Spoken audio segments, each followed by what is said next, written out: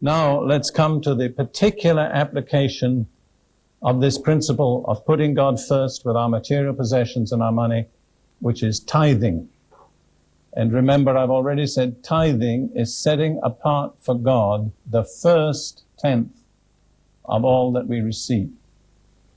I think God has been gracious to people who are not good at mathematics, because especially now we have the decimal system, it is very easy to discover what your tithe is. You just move the decimal point one place to the left, and that's your tithe. You don't have to be a mathematician.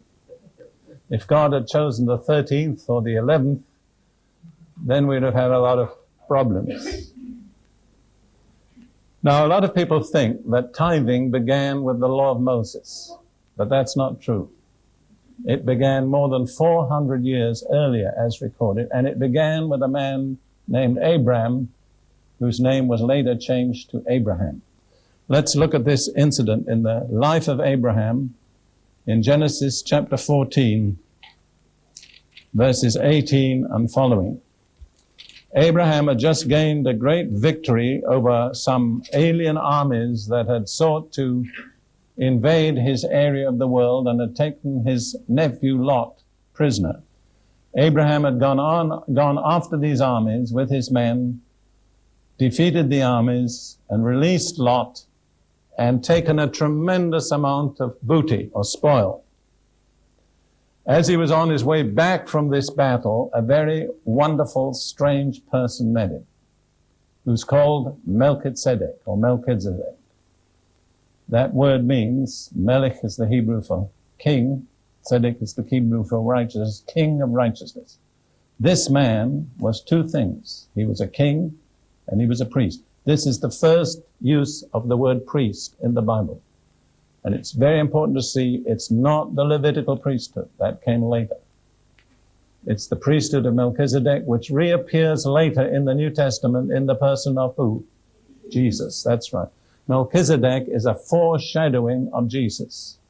And this is the incident. Then Melchizedek, king of Salem, which means king of peace, brought out bread and wine, and he was the priest of God Most High. Let me just add, this is very interesting. The Levitical priests never had anything to give to the people, except what the people first gave to them. But Melchizedek had something for Abraham that Abraham had not given to him. And the symbol of his priesthood was bread and wine.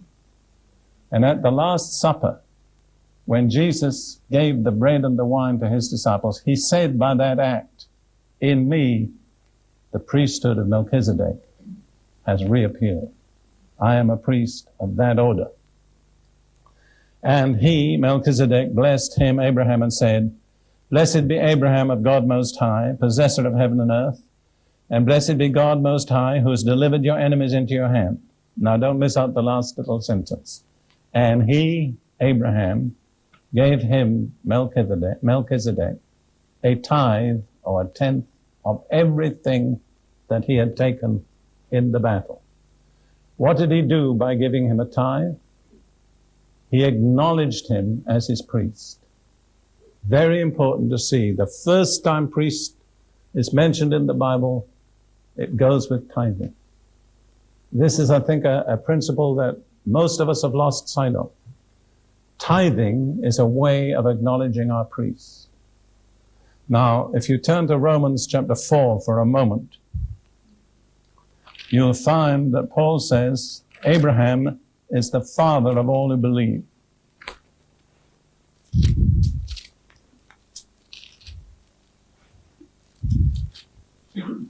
Romans 4, we read verses 11 and 12. We won't try and expand them all. And he, Abraham, received the sign of circumcision, a seal of the righteousness of the faith which he had while still uncircumcised, that he might be the father of all those who believe. Notice, he's the father of all believers, Jew or Gentile, though they are uncircumcised, that righteousness might be imputed to them also, and the father of circumcision to those who are not only of the circumcision, but who also walk in the steps of the faith which our father Abraham had while still uncircumcised. So in order to qualify to be truly Abraham's children, We have to walk in the steps of the faith of Abraham, which he had while still uncircumcised, which was when he met Melchizedek. So I believe myself, this is my personal opinion, tithing is one of the steps of the faith of Abraham.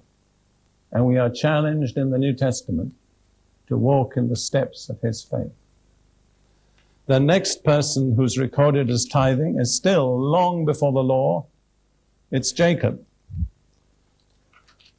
And we read about this in Jacob chapter 28 of Genesis, verse 20. Jacob was now a fugitive, a refugee. He'd offended his brother Esau, who wanted to kill him, and he had to pick up and leave and flee eastward to Mesopotamia. And he only had one thing with him. All he carried was the staff in his hand. But God appeared to him in a dream, promised him protection and blessing. And this is Jacob's response in Genesis 28, verse 20. Then Jacob made a vow, saying, if God be with me, and keep me in this way that I'm going, and give me bread to eat and clothing to put on, so that I come back to my father's house in peace, then the Lord shall be my God, and this stone which I've set as a pillar shall be God's house, and of all that you give me, I will surely give a tenth to you. What's that? It's tithing, isn't it? What did Jacob indicate by that vow? He indicated that he was acknowledging the Lord as his God. The Lord will be my God, and of all that you give me, I will give back a tenth to you. So by tithing, he acknowledged the Lord as his God. I believe that is true for you and me. By tithing, we acknowledge Jesus as our high priest after the order of Melchizedek, and the Lord as our God. Now it's interesting to read Jacob's personal testimony about 15 years later. He left the land of his inheritance, a refugee with nothing but a staff in his hand. About 15 years later, as far as I can calculate, he came back, a very prosperous man with a large family and abundant flocks and herds. And this is his own testimony